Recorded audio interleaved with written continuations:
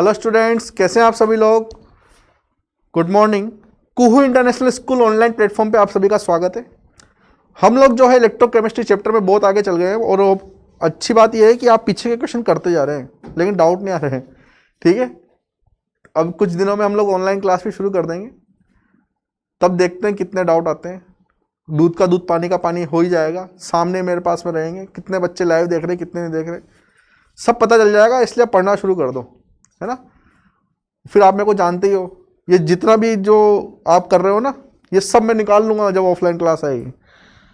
इसलिए जितनी मेहनत मैं कर रहा हूँ उतनी मेहनत आप कर लो। अब इसको धमकी समझो या प्यार से समझो, जो भी आपको समझना है समझो।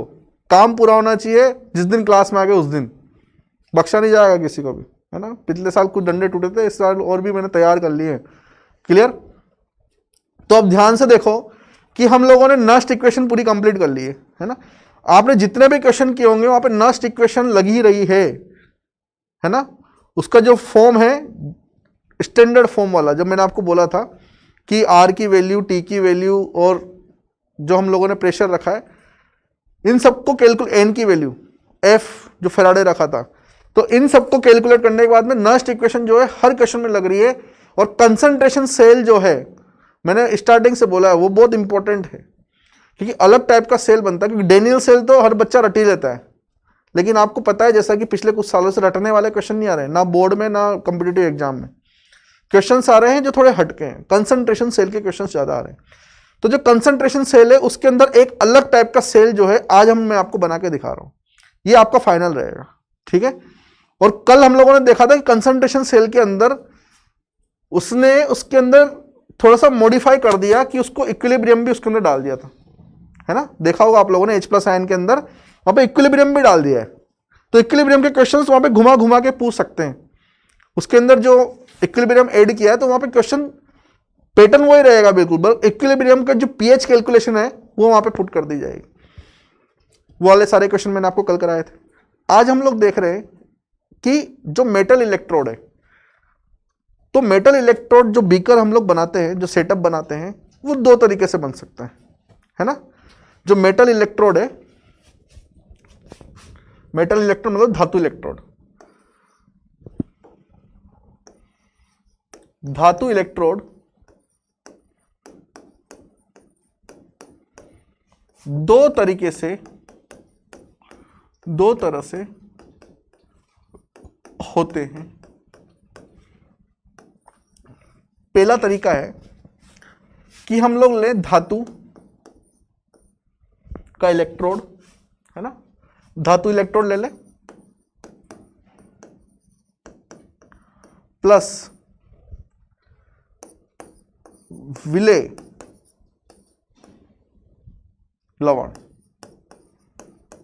सोल्यूबल सॉल्ट, है ना। उसी धातु का हम लोग क्या ले लें, वहां पर सोल्यूबल सॉल्ट ले लें, विलेय लवण ले लें। विलेय का मतलब जो विलेय हो सके, है ना, जो मतलब वहां पे घुलनशील हो, घुलनशील लवण बोल दो उसको, लाओ विलेय की जगह था घुलनशील लवण, सोल्यूबल सॉल्ट। इसके अंदर हम लोगों ने बहुत सारे एग्जाम्पल कर चुके हैं, जैसे जिंक प्लस जिंक सल्फेट, ये ले चुके हैं हम लोग, है ना। इसका एग्जाम्पल ले चुके हैं डेनियल सेल के अंदर। हम लोग और भी एग्जाम्पल ले चुके हैं इसके अंदर, कॉपर प्लस कॉपर सल्फेट, ये इस वाले एग्जाम्पल की बात कर चुके हैं। अब इसमें धातु इलेक्ट्रोड है ये, और ये घुलनशील लवण है ना। ये टाइप हम लोग पढ़ चुके हैं। दूसरा केस, एक और एग्जाम्पल ले लेते हैं, Ag प्लस AgNO3, ये भी पढ़ चुके हैं। ठीक है। एक्वस मतलब जलीय, सॉलिड। अब दूसरे टाइप का जो एग्जाम्पल है इसके अंदर वो कौन सा आता है। दूसरे टाइप का एग्जाम्पल बहुत इंपॉर्टेंट है, ध्यान रखना। धातु इलेक्ट्रोड रहता है, उस सेटअप के अंदर धातु इलेक्ट्रोड रहेगा प्लस अघुलनशील लवण रहेगा। ठीक है। अघुलनशील लवण रहेगा प्लस घुलनशील ऋणायन, क्या रहेगा वहां पे? घुलनशील ऋणायन। इस तरीके का हम लोग एक सेटअप बनाने वाले हैं, ठीक है। ये वाला केस आपके पास में रह गया। ये तो हम लोग सिंपल केस में ले ही रहे थे, धातु इलेक्ट्रोड और घुलनशील लवण वाला। ये देखो सारे एग्जाम्पल।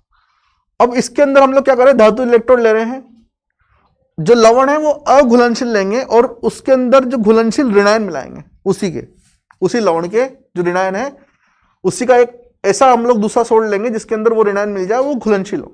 जैसे उदाहरण के तौर पे Ag, ये हम लोगों ने इलेक्ट्रोड ले लिया, ठीक है, प्लस AgCl, ये हम लोगों ने लिया पीपीटी फॉर्म में। AgCl जो होता है ये पीपीटी बनाता है एक तरीके से। पीपीटी मतलब कि प्रेसिपिटेशन, जो नीचे जमा रहते हैं, है ना।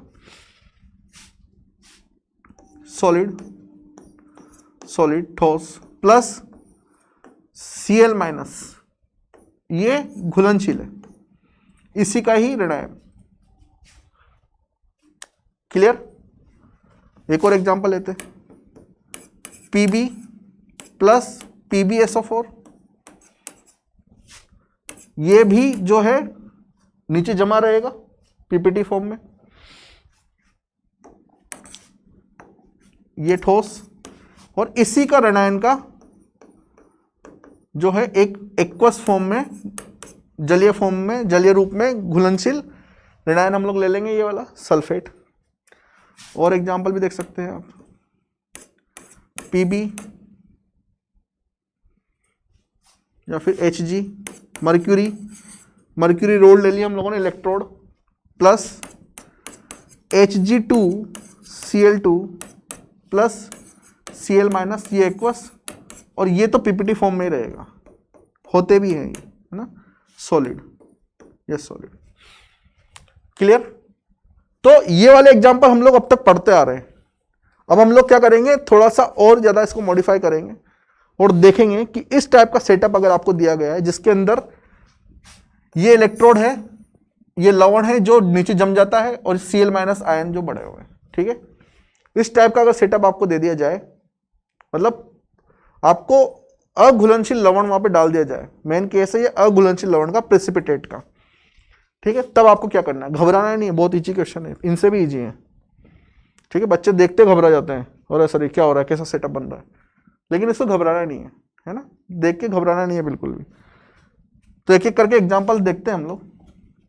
तो देखिए बच्चों, हम लोग सबसे पहले एग्जाम्पल यही उठा लेते हैं, Ag plus AgCl plus Cl minus, ये एक्वस फॉर्म में, इसी का सेटअप बनाएंगे।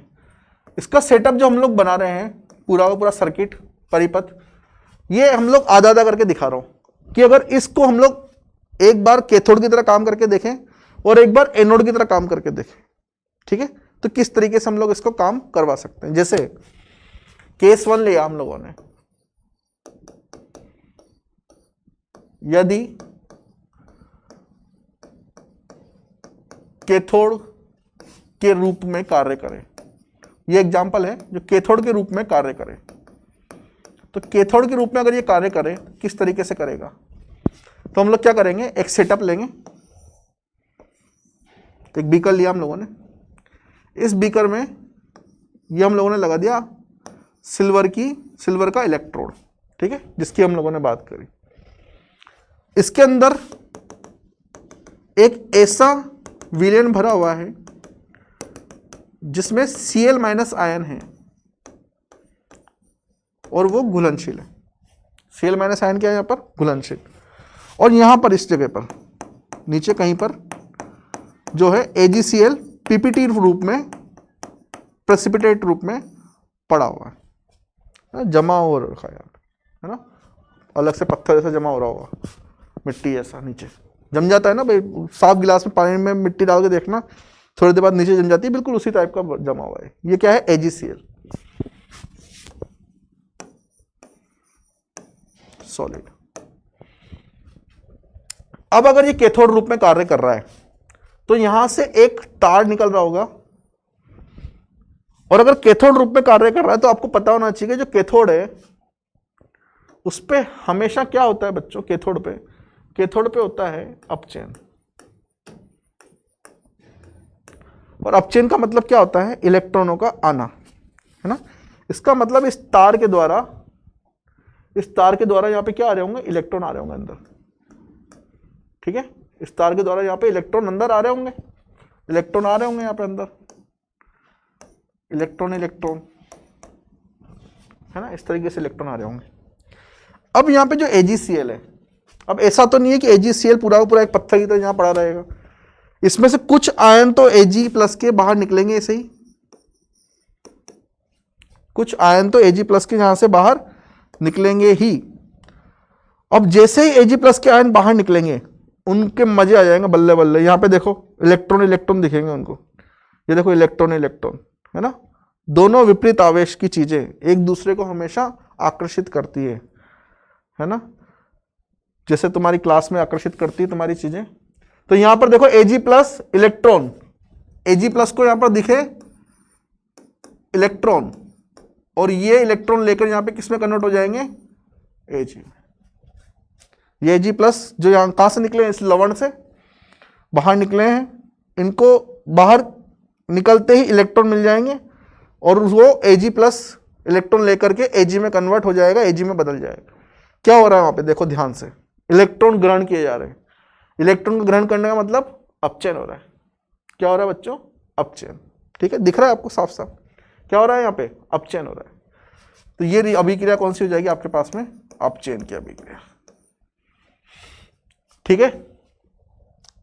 अब यहां पर धीरे धीरे करके यहां पे क्या हो जाएगा बच्चों? ये जो पीपीटी जहां पे बनी हुई है, इससे Ag+ आयन बाहर निकलते रहेंगे, इलेक्ट्रॉन लेंगे और अपचयित होते रहेंगे, इलेक्ट्रॉन लेंगे, अपचयित होते रहेंगे। तो ये जो पीपीटी है, इसका जो द्रव्यमान है धीरे धीरे करके क्या होता रहेगा? कम होता जाएगा, ठीक है। धीरे धीरे करके यहां से क्या हो जाएगा? ये कम होता जाएगा, है ना।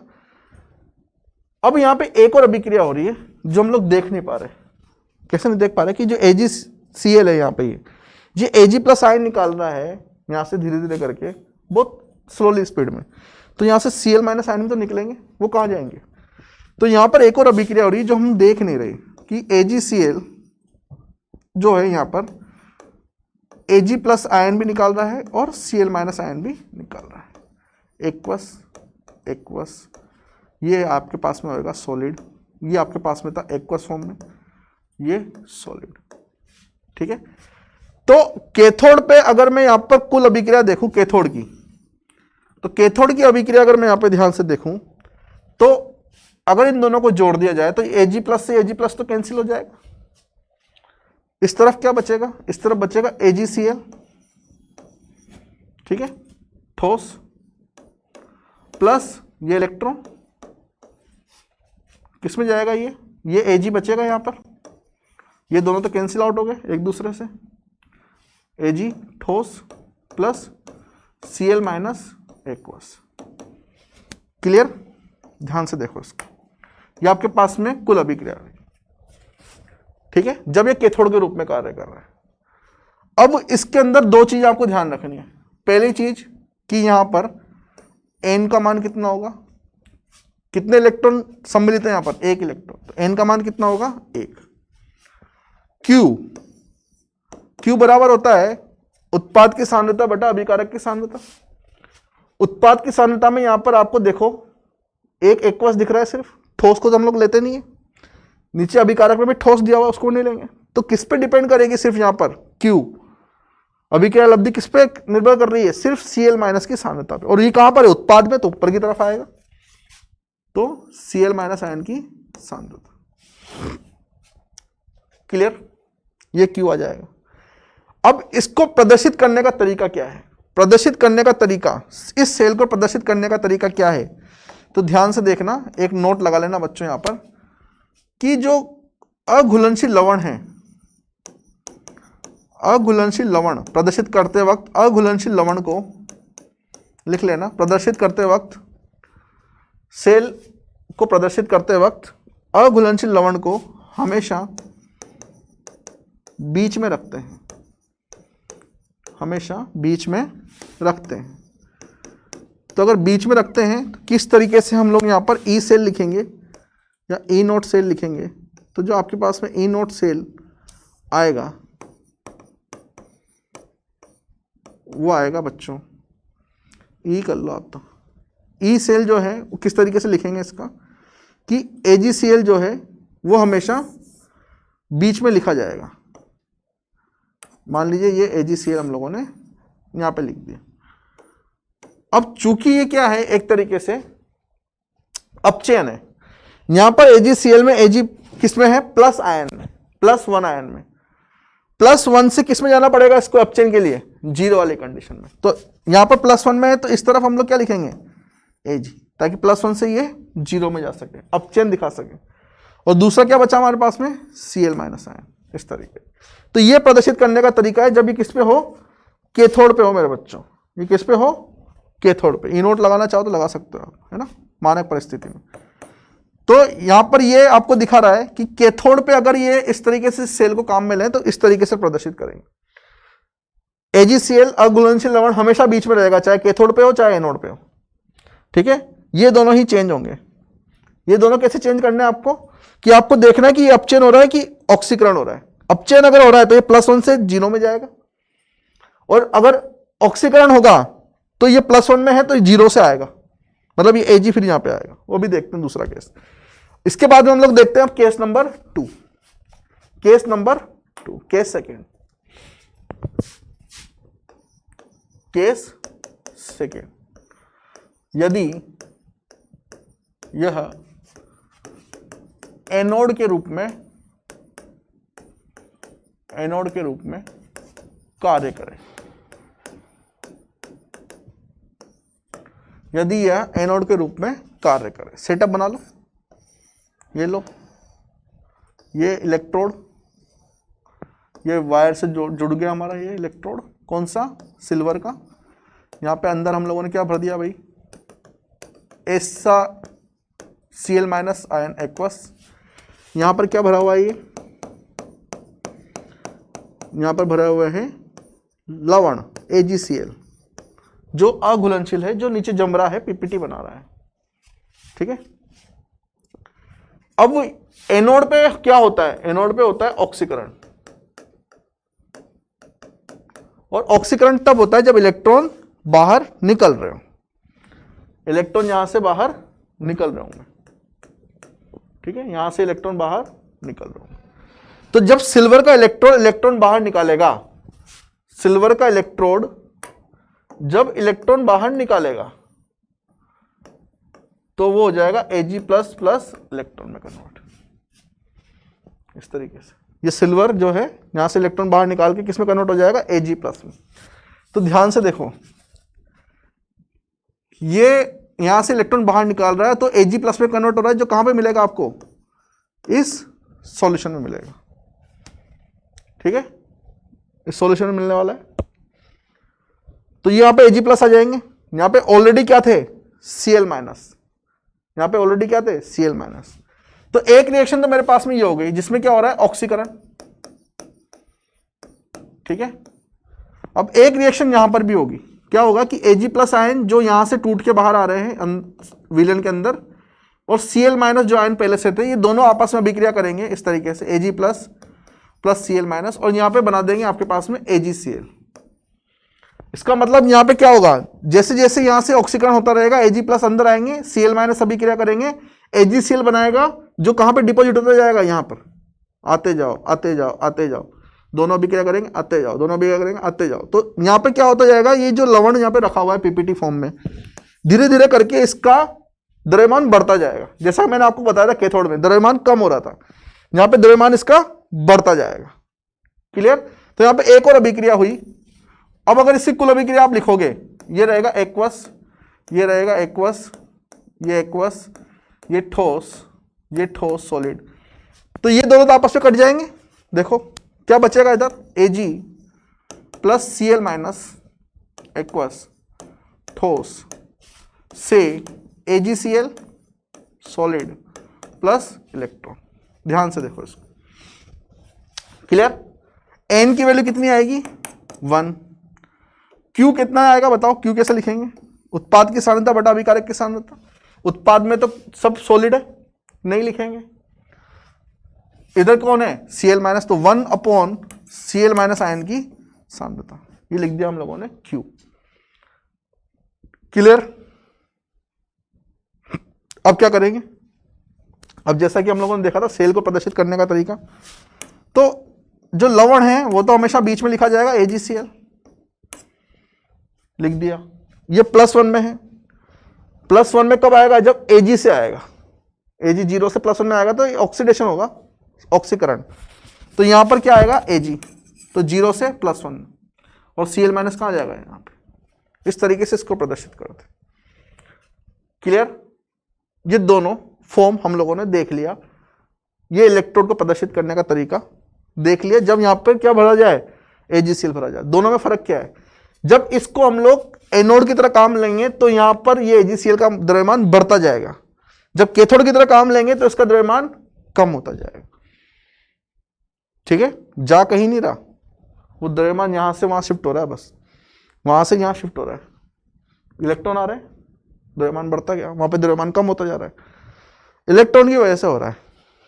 ठीक है? इसको एक क्वेश्चन के द्वारा समझते हैं। न्यूमेरिकल देखो बच्चों, क्वेश्चन है आपके पास में,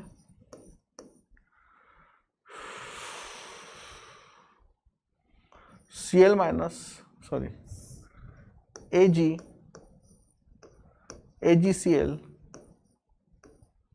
Cl माइनस लवण सेतु Cl माइनस AgCl और Ag। ठीक है? यहां Cl- की सांद्रता आपको दे रखी 0.1 मोलार और इसकी दे रखी 0.01 मोलार। ये ठोस ठोस ठोस ठोस। क्लियर? और आपसे पूछा गया है ई सेल कितना होगा, मतलब सेल का विभव कितना होगा। यहां पे इस सेल के लिए विभव कितना होगा। तो सबसे पहले तो आपको यहां पे एक चीज जानने की जरूरत है। क्या जानने की जरूरत है? कि ये किस तरीके का सेल है। अब यहां पे देखो आप, लवण सेतु के दोनों तरफ एक तरह के मटेरियल आपको दिख रहे हैं। यहाँ पे एक तरह के इलेक्ट्रोड, एक तरह के लवण, एक तरह का ऋणायन का विलयन, है ना, दोनों चीजें एक तरह की दिख रही है।